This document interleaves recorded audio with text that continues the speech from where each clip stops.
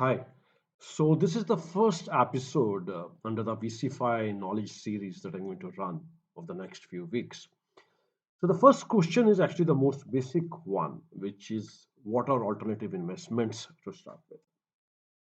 You see, you generally have stocks and bonds that you buy on the stock exchanges through your computer or whatever. And then you try to hold them for a long period of time so that they give you good returns.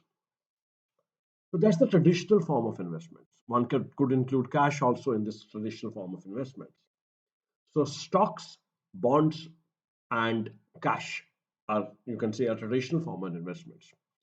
Any other form of investments which are not these three, stock, bonds, and cash of listed companies, any other form of investments can be termed as alternative investments. So what are these? There are five main categories. There is hedge funds, there is private capital, which is essentially your private equity, venture capital, and angel investing. There is commodities, including gold. There is real estate, both commercial and residential, and infra assets, for example, toll roads or bridges or whatever.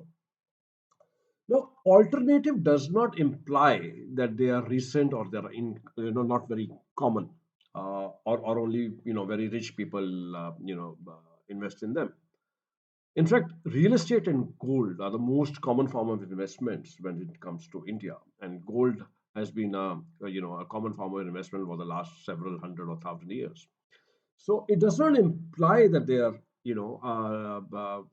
recent or uncommon, but there are some characteristics of these kind of investments, uh, because of which they are called alternative investments. One is basically there's a lower liquidity. Unlike a stock which you hold in a listed company, you can just go to your laptop and just sell it off, even if you just own one single one.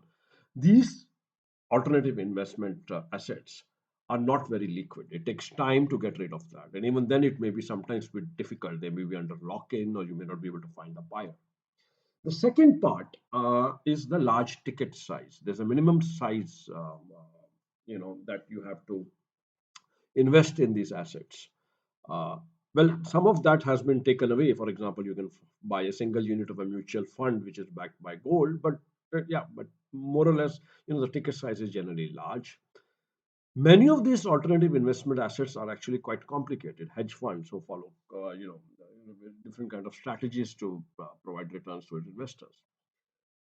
And these are less regulated, essentially because the regulators assumed if somebody is investing in alternative investment assets, they are more informed investors, they are more educated investors, so they need not be protected to the extent that other people need to be.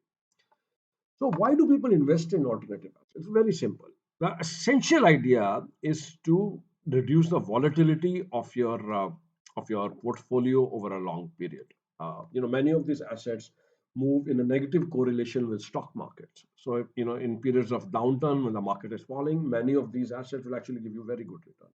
So, you diversify and enhance returns, or actually smoothen out the returns over a period of time. Now, that's the reason people invest in alternative assets. Thank you.